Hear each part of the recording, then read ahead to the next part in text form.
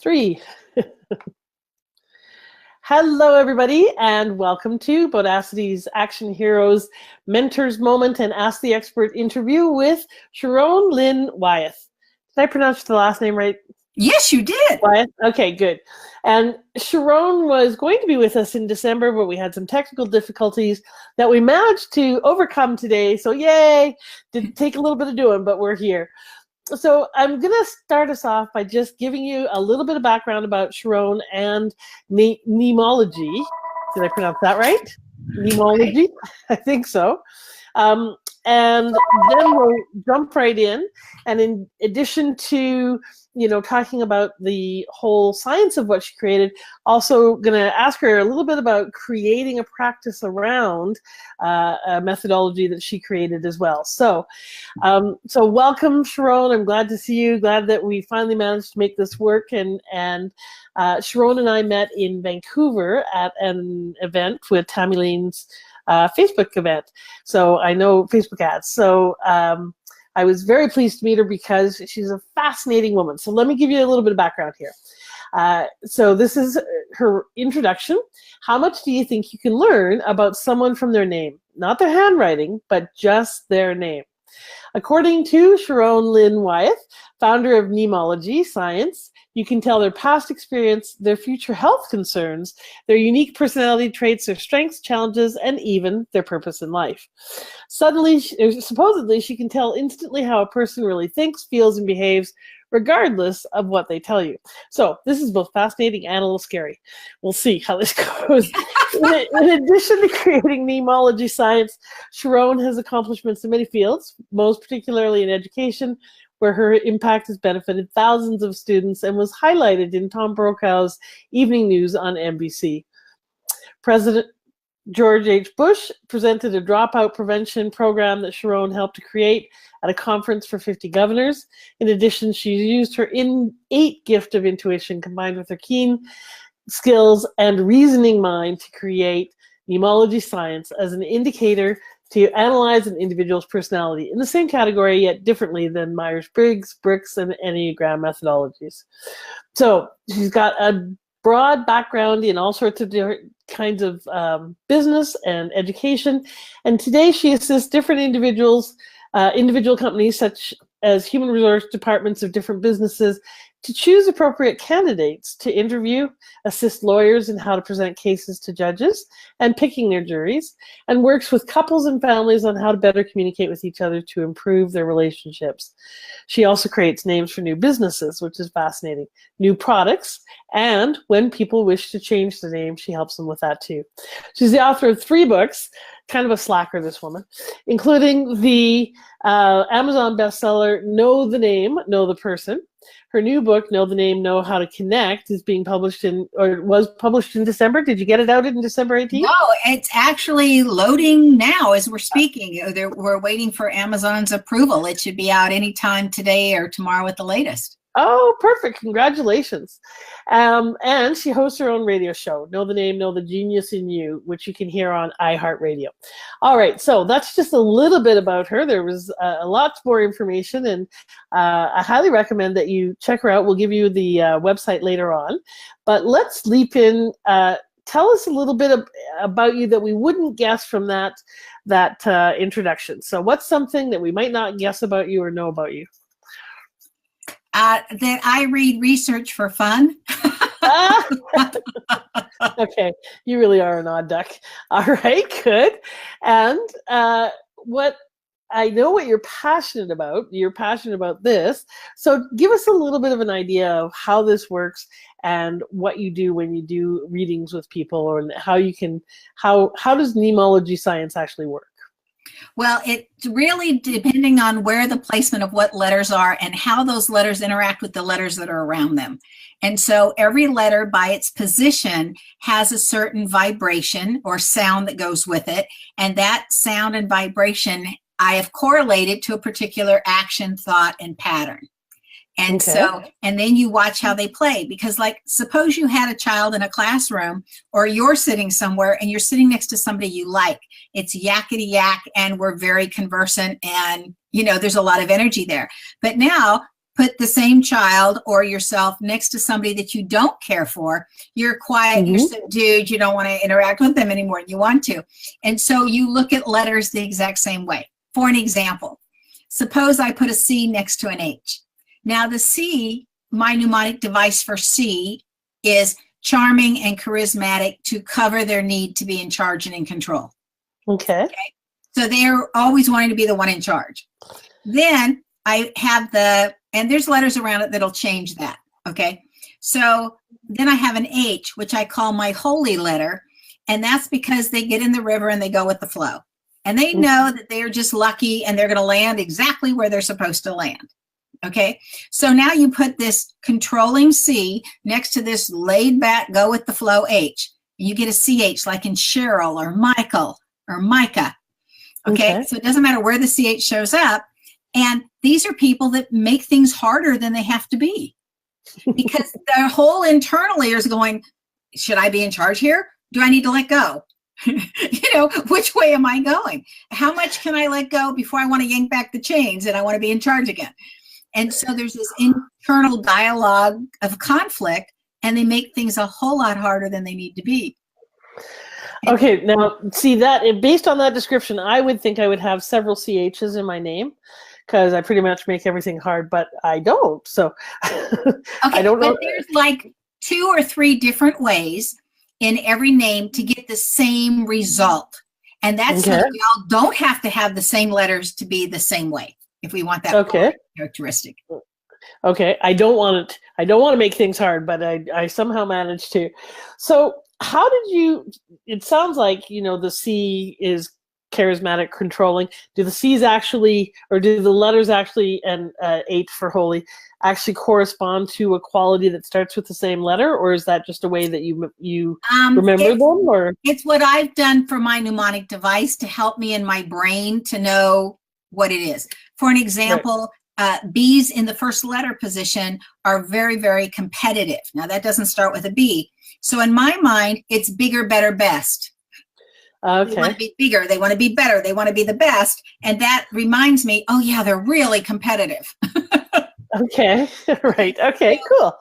So all of my mnemonic devices, which are in the book, by the way, to help everybody else, are literally there to say, oh yeah, this triggers what my picture is of this letter in this position. Okay, that's a very smart way to remember something that is quite complex, because with 26 letters and all the various combinations and so forth, I imagine there's a lot to learn in terms of your system. So how did you get fascinated with all this in the first place? Because you've done a huge amount of commitment to learning this, creating this, developing it, writing about it, sharing it. How come? Well, first of all, I have seen the benefits of it. And when you start to see the benefits of it, we live in an instant society. We have credit cards. By the time we think of something, we wanted it yesterday. And we are moving at a very fast pace. And so one of the things that takes a long amount of time is, how do we get to know each other? And how can we know each other authentically for who they really are? Okay, before we're making decisions that can really impact our life. Like, do we hire them? Do we trust them? Are they honest with money? Are they whatever? And we're making decisions with not enough information, and yet we need to make decisions faster than it would normally take us to get to know somebody. Because we're a mobile society. We don't grow up around everybody we're dealing with all the time anymore. Okay, and so I saw the benefits that this is a way of really getting a sense of somebody and knowing their integrity level, their communication style, their learning style. I mean, so much about someone, even what kind of gifts they like. I would also say what kind of sex they like, but we're not going to go there. It's all in the name. Oh, yes, we are. Oh, yes, we are. Okay. So how this is a bodacity after all. So, we got to get a little bodacious with this. So, but why? So yes, that's a need. And yes, it's very helpful in general, but what in your life, what in your background prompted you to go so deep on this, to really want to be able to understand and identify and work with people so quickly? Okay, well, I grew up in an unsafe environment. Let me just put it that way. And so I was always watching and observing what was going on, because if you knew somebody, then you would get the trigger points when you needed to be out of their space, because it was no longer safe to be in their space. Mm-hmm. Okay. And so, and I looked at it too, that I watched how often I was the observer of life instead of necessarily the participant in life. Mm-hmm. Okay. Because until it was safe to be the participant, I wasn't going to be. Right. So every new situation, I really observed first and analyzed it and whatever, and then would choose how to participate. And as I saw the patterns when I was teaching, I started seeing it in the intuition had kicked in when I started doing the seating chart for the 7th year that I was teaching. And I didn't know the students, but I realized that my brain was saying, don't put Joshua next to Julie together. They're going to be clowns, you know? Okay. And my brain went through the same system as I do once I know the kids. So once that dawned on me, I got really curious and I said, okay, my brain has picked up some kind of patterning because I'm a math major in college and I have my master's. And so that, coupled with my natural intuition that I've had my whole life, I thought, I'm getting these feelings about these kids. Let me write them all down and I'm going to put it away until winter break. And when I read it 3 months later, I looked at it and I said, okay, somehow I need to be able to make what's subconscious conscious. Okay. And it took me 15 years to figure out all the nuances and all the patterns. And then I went and tested it in over 70 countries around the world because I wanted to see if it worked in other languages. And the answer is yes, as long as they use our symbols. Okay. Symbols meaning our way of writing? Yeah, that they're using the same Latin Roman numerals that we are. Okay. Because I spent a year in China and 2 years in Japan between the kanji and the hanji and trying to figure it out. And I went, this is going to take me 15 or 20 years just on this. Okay. I admire the dedication, that's for sure. Obviously, your name indicates that you can be a dog with a bone who doesn't let go of something, because that's a tremendous amount of commitment. So let's take an example. So give us an idea, and we might as well start with me because I'm here, and then we'll also perhaps we'll have time and see if I can't see whose name that is, but Rochelle wants to play as well. So can you give us a bit of an idea of what could you tell about me from my name without having met me or without knowing me just from my name? So I just want to say that I can literally talk for 2 hours on somebody's name because I've done it. Okay? So we don't have time to do that. So some of the outstanding things that I see in your name right away is your brilliance. Okay? You can think outside the box and inside the box. In other words, there is no box for you. Okay? It's just, we're going to think all the way around. You can find solutions to problems where people don't even realize they have a problem yet. Okay? And you're very quick about it. Okay? You don't always have a lot of patience for what I want to call as stupid. You know, if somebody's learning something, you do, but otherwise it's like, hello. And so you've had to learn how to respond gently instead of obnoxiously, because it's like, hello, what's wrong with you? You should know this by now. Okay. So that was a learning that you had to do. In your name, it says you are the detective. You want to get to the bottom of everything. You want to know why everybody ticks and why they are the way they are. And so you're going to be the one that everybody comes with their problems and they dump their problems on you because they expect you to give them brilliant answers. And you do.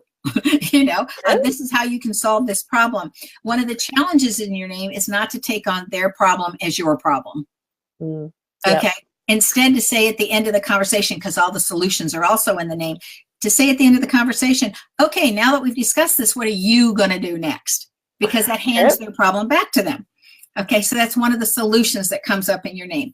It says in your name that you're very good with details and very good with organization as long as you're interested in the topic. If you're not interested, who cares anyway? Let it go. Okay, then once you're interested in something, your name says you have to go to the top. You have to be the best possible in that area, that category. You have to be the very, very top, very competitive to make sure, and you're really competing against you besides everybody else to get up there to the top. It's also interesting that you're overly generous with your time. In your name, you give it away. So at the end of the day, their stuff is done, but yours isn't because you gave your time to them. So they get to go home, but you're still stuck working. So Yep. those are just some of the things that show up in your name. I mean, there's so much. Like you're torn. Do I go with my heart? Do I go with my head when they disagree? You know, which one should I go with? Your name indicates for you, it's trust your heart over your head. Okay. You know, but there's that conflict. There's just so much in a name. Cool. All right. Well, how about let's take just a moment and do Rochelle's. So I just put her name up and the spelling of it up on your screen there. I don't know if you can see that. Yes, and I'm so happy because I'm such a visual learner.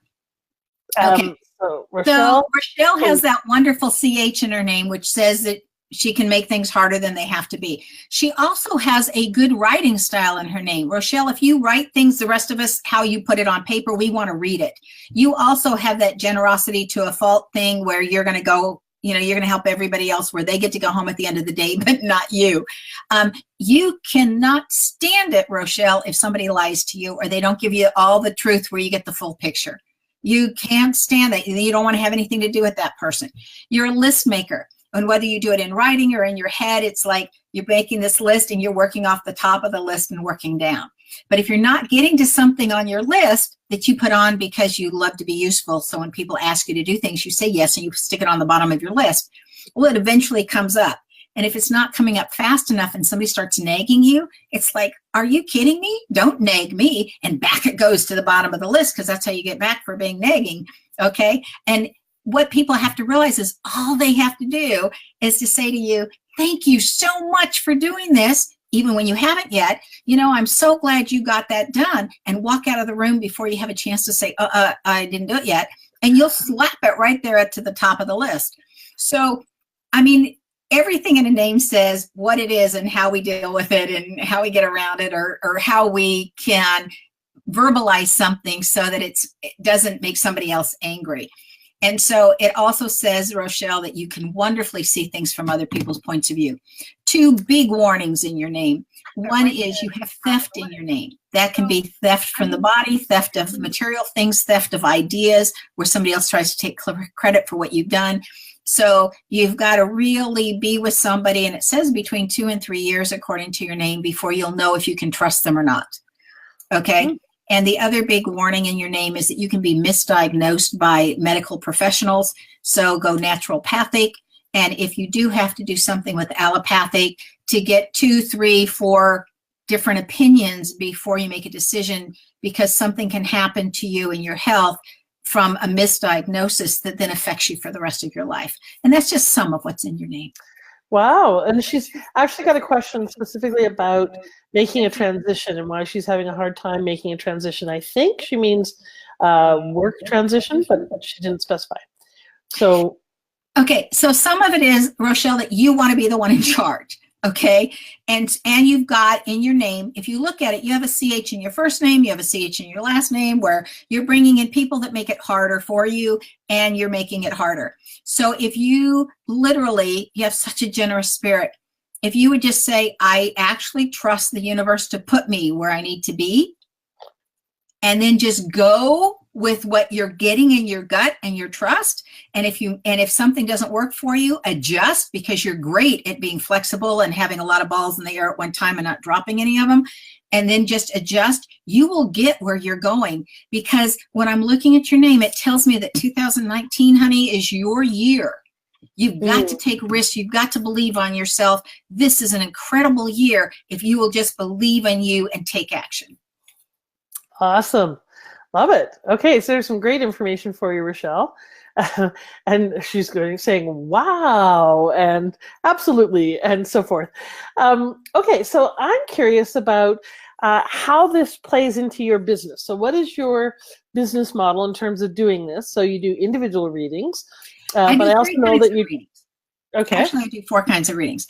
I do individual readings because people do better once they know the blueprint of their life. Because what I hear from people is, oh my gosh, you're changing lives. No, Nameology science is changing lives, because it's reminding you why you came, what you came for, and how to get it done. Because all of that's in the name, like the actual steps. I need to do this, I need to do this, and if I do these 7 things, I'm where I wanted to be. And it reminds people of what they knew as a kid before it got educated out of us and everybody else told us what to do. And we, trying to please, followed somebody else's advice thinking they knew more than we did. Mm-hmm. Okay. And so that's really important. That's in the name. And also, if you are talking about, like, what are the names of the other people that are important to you in your life, you can compare and see where the problems are and how to solve those problems. Okay. Or what your part of the problem is and how you can solve your half of the problem, because the other person has to be willing also. Yeah. So that's an individual. Then for HR committee, HR departments and businesses, they give me the job description, and there's 4 qualities that you look for before you hire somebody. Okay. 3 of them have to do with personality. 1 has to do with your actual skill. Well, they've got to be able to look at it to say, do they have the background? Do they have the actual skill? But the other 3, are they cooperative? Are they willing to take direction? And so the other, 3 parts, it's very easy to look at it in the name and say, yes, this is how they're going to be on these 3 things. Okay, so HR departments have me help narrow down who they're going to interview and if somebody's going to work within that environment of that company. Mm-hmm. Okay, saves them a lot of time and money. Then lawyers use me to help look at the name of the judge, and sometimes look at the name of all the jury members and look at the name of their client to know how to present a case or what kind of names they're looking for within that jury that's going to, vote and have sympathy for their client. So that's how lawyers use me. And then that's the 3 readings. And then the 4th one is I do spiritual readings for those people that are on that pathway and want that information, because again, that's all in your name. Okay. And when you say spiritual, you're talking about more of that internal journey that people are on. Okay. Yes. And I know you also, so you wrote your book so that people can learn this to a degree, but I know you also have a training program that you're developing or have developed for teaching people how to become versed in this science, right? Right. And when you take Nameology level 1, you can literally leave that 15-hour course and go out, because people are doing it, and go out and give Nameology sessions, and you can talk up to an hour. And then if you want to work with businesses, then you've got to take level 2. And so you get the subtleties that are in the name, and you learn how to create names and how to do for businesses what I do. Okay. Bless you. And then I have one that's the spiritual journey, from the Know the Name, Know the Spirit, for those people that want to know how you can tell what you came to learn, what are your steps to complete your contract for this lifetime, and the spiritual aspects. And so I also have a seminar on that and how you can interpret a name to read that in a name. Cool. All right. So now I want to switch tracks just a little bit, because I am fascinated by the science itself, but I also want to talk to you about your business, because you've done so much in terms of creating a Train the Trainer program, writing 3 books, you speak on this topic, you do the actual delivery of the services. It's a lot that you've developed over quite a while, but so I'm curious in terms of developing the trainer program, or let me put it this way. It's not training the trainers, because they don't go out and train other people. Right. Sorry. Training consultants or practitioners. Yeah. What for you was one of the biggest challenges in developing this as a methodology, and turning it into a viable business? So what advice would you have for people who have some kind of approach or methodology that they have developed for whatever it might be? It might not be a personology system. It might just be a way of coaching or a system for organizing something or something. But if someone has some kind of methodology, what advice would you give them in terms of really turning that into a successful business? First, you have to let people know about it. So you've got to have brochures. You've got to have a 1-page handout. Nobody wants to read very much. Don't overcrowd anything. Get to the point. You've got to have a 30-second pitch or less, because nobody wants to listen longer than that. Their attention span's gone. So, and you want to use dynamic, catchy words when you're doing it. Okay. So a good example of that is on my website, knowthename.com. And on the front page, I have my 30-second or less pitch for the lawyers, for the HR, and for individuals. And you can see what I'm talking about. Okay. So you want to be able to do that. Then you've got to do publicity because nobody knows about you. And publicity can cost you an incredible amount of finances, or you'll learn how to pitch. You've got your brochures ready. You've done all the background work, and you get on radio and podcasts and you let other people know what you're doing. Okay. And you're willing to demonstrate it. So don't just say, oh, I can do this. And then they go, give me an example. And you go, duh. Exactly. You've got to be able to produce. The other thing that I did at the beginning is when I wanted to move into doing this for HR, I was just helping individuals. I literally called up a company of somebody I knew from high school that was the HR person for her company. And I said, I want to come give you my free work, for a good 6 months. Everybody you're hiring, let me tell you ahead of time what I'm seeing in them and how that would parlay into the job you want them to do. And then let's test it and see how they do. Okay. Well, that was over 5 years ago, and I have been hired on since then. And in fact, I just got more names yesterday. What about these names for this job?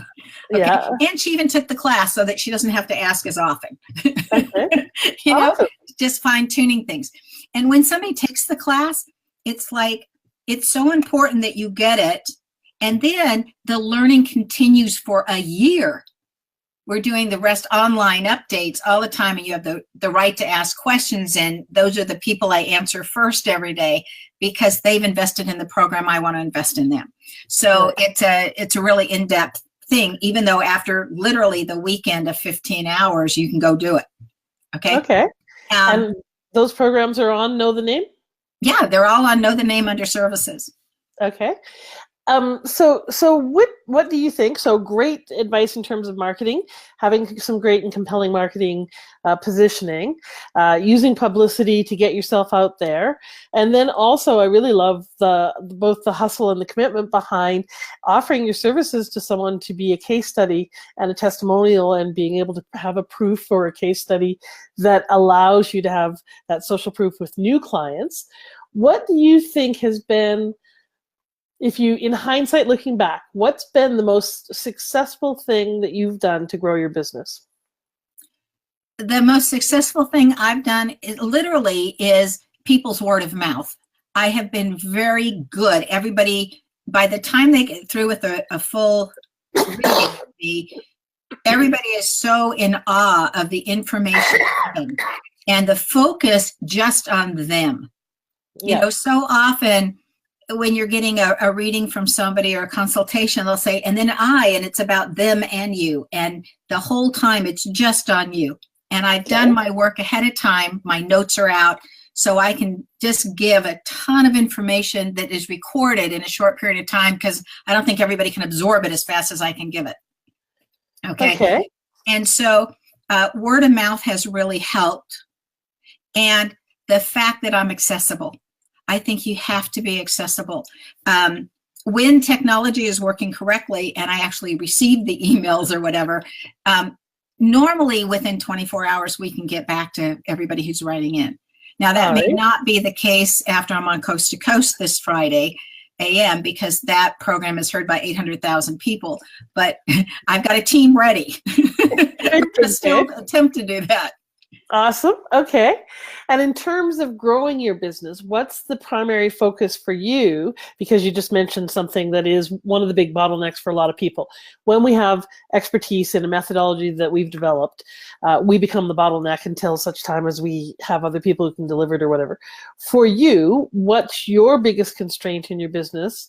And what are you doing? What do you think is going to help you grow your business the most?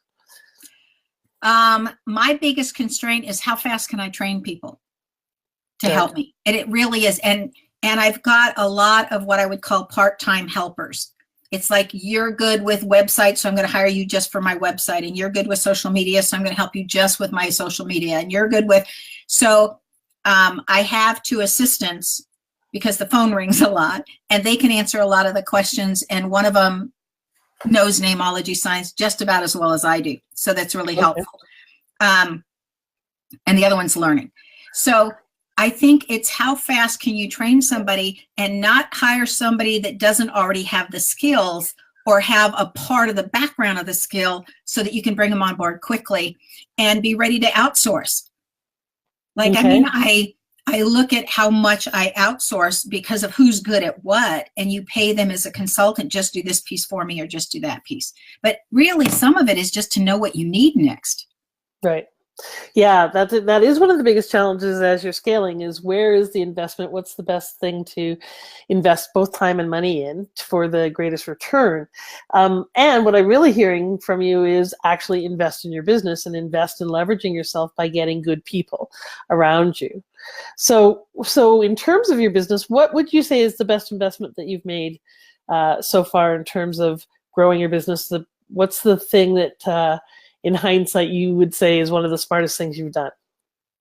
Hiring at the very, very start an incredibly talented person that did my book covers. He's done my website. He's done my business cards. He's a graphic designer and a great photographer. That's how he makes his living. And he was the very first person I hired. And you've got to have that good presence and have something that looks professional. And I have joked with him because I have sent him and recommended him to so many people that I've said, never get too busy for me. Yeah, exactly.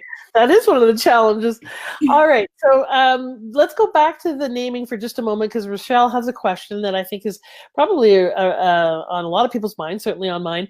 We've discussed before that as I was growing up, I had my mom changed my name a lot. So I've had 4 different names and was thinking of changing my name again, which I know you also do consultations on.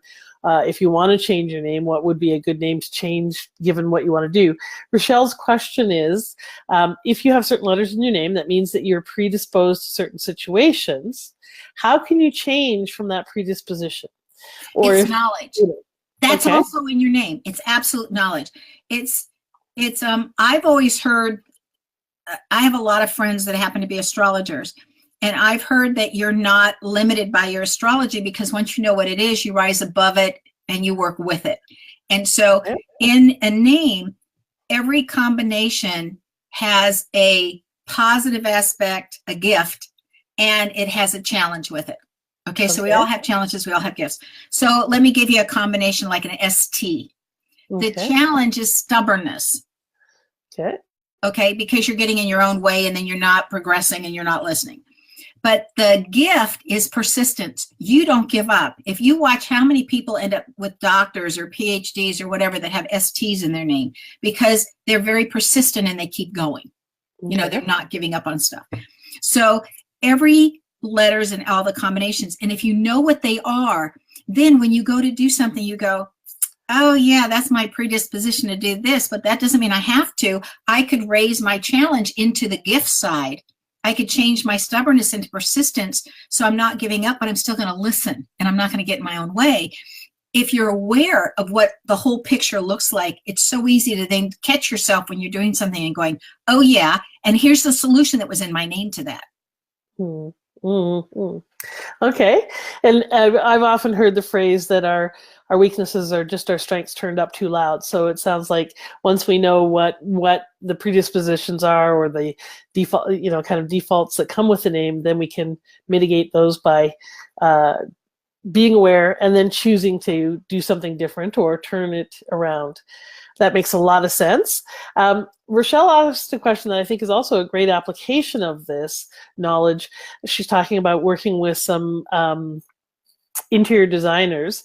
And she said, can this type of work help the designers assess who will be their most difficult clients? Now, I know many entrepreneurs simply want clients. They don't care who, because they're just desperate. But knowing who are good clients and who are bad clients is actually a really important, valuable thing to do. So will this help with that? Absolutely. And what's that saying that 90% of your business comes from 10% of your clients? Yeah. That's the 10%, right? And at the beginning, I kind of made an agreement with my creator. And I said, anybody you send to me, I'm willing to help. Okay. And now I've been able to say, there are literally some people that, because of my name, I have a predisposition to be opposing to their qualities in their name. Okay, that they're more challenging for me. So those people, I always say, I think this person that's very well trained because I've trained them, I know their skill, would be better working with you than I would be. Right. You know, and so I can recommend to others. And at the same time, you're going to know what kind of problems they're going to bring to you. So you can know ahead of time and say, this one is really tight with money and not necessarily honest with money. So I need to be paid up front before I'm going to work with this one. And other than that, they're fine, you know, Right. or, you know, so you know what kind of problems are sitting there. There was, Right. there's a large company that I work for with their HR, and they were going to buy a business, and they said, you know, we need this to keep growing. We need this type of business, and we're going to buy from this person. We're going to partner with them. And I said, I wouldn't if you can get around it, because this person's going to skim money off the top. And after a year, they had skimmed almost $600,000. Hmm. And so after a year, then he wrote and he said, so how do I get out of my business deal with him without losing a lot of money? You know, how do we make this right? And I think you don't go into business with him in the first place. Yeah. Yeah. Right? But it's an interesting thing if you can know ahead of time, here's where the challenge is. And the person I was working with thought they could deal with that. And they ended up dealing with it and getting their money out. And I mean, it ended up with a very happy ending. Okay. Cool. So, but still, you want to look at that and say, I know exactly what I'm getting into. And if I want something badly enough, how am I going to deal with these aspects of that person? Yes. So you've got a head start, and you catch them a lot faster than if you didn't know to look for them. Like the Right. skimming. Yep, that makes sense. So yes, Rochelle, yes, you would turn some people away because not everybody's a great client, and there are some that are And better they're not suited, worth the as you headache. said. Exactly. And I as you have said, lawyers better- that ask me, should I take these clients? Yes. Cool. And sometimes I go, no, not that one, because that's the one that's going to give you the bad review in the bar, you know, for the bar. They're going to be the ones that are writing nasty notes, and you're going to go out of your way to help them, and they're just not going to ever be appreciative. You're never going to have done enough. You know, don't take them on. Yeah. Why have that headache? Yes, that makes perfect sense. So we're going a little over time, and I want to be respectful of your time and everyone else's time. Where can people reach you? Is it best to go through the website if they want more information? And how do people engage with you? So how do you work? The easiest way is going to the website, which is knowthename.com. So if you're driving, or if you don't have paper right away and you go, oh, I need to really remember that name, I need to know the name, you go, oh, that was it, knowthename.com. Okay. And so, and the easiest way to get to us directly, and you can schedule yourself and everything on the website, but the easiest way to get to us directly is info@knowthename.com. Okay, awesome. And do you have information on there about how much it costs for a session? Everything. And all that information's there? Perfect. It's underneath the services page. Everything is spelled out, and exactly what you get, and exactly how we do it. And if there's pre-work, like if you want a name change or something, there's some work you have to give me some information first, you know, what it is, so that as you're scheduling yourself, there's the proper form comes up and says, this is what she needs to prep and be ready for you. Because my goal is always to give you the absolute maximum I can in the time that you give me to do it in. Right. Yes, I know that for sure about you. Every time I've seen you or been around you, you've been extraordinarily generous and give tons of content and value. And as she mentioned earlier, everybody, word of mouth is a great way to build your reputation, build your following, build people's awareness of you. And part of why Sharón is here being interviewed is because she did free mini readings for people at the event that we were at, was very generous with her time and very generous with being present. So that's a great way for people to have an example and an experience of you, and then they'll want to interview you, hire you, have you on their show, etc., etc. So thank you so much for being here. I really appreciate it. And by all means, please go check out her website and her services and offerings. My intention is definitely take the course, because I simply know it will help me with my coaching, with being able to fast track, being able to know what people need as an intervention, being able to pick good clients versus the ones that are going to be have some PETA factor, that pain in the ass. And, you know, when I get time to go back to dating, it'll give me some information about how that person just might be in the bedroom too. So from bedroom to boardroom, this can be helpful. So thank you for being here, Sharón. I really appreciate you, and thanks for the fun information. Please go check out her website, knowthename.com, and come back for next week's Ask the Expert, where we'll have a mentor's moment or another fascinating person to give you tips and hints on how to grow your business as well, how to have a bold business and a bold life. So thanks, everybody, from Jannette Anderson and Sharón Lynn Wyeth. This is saying goodbye from Bodacity. Have a bodacious week. All right.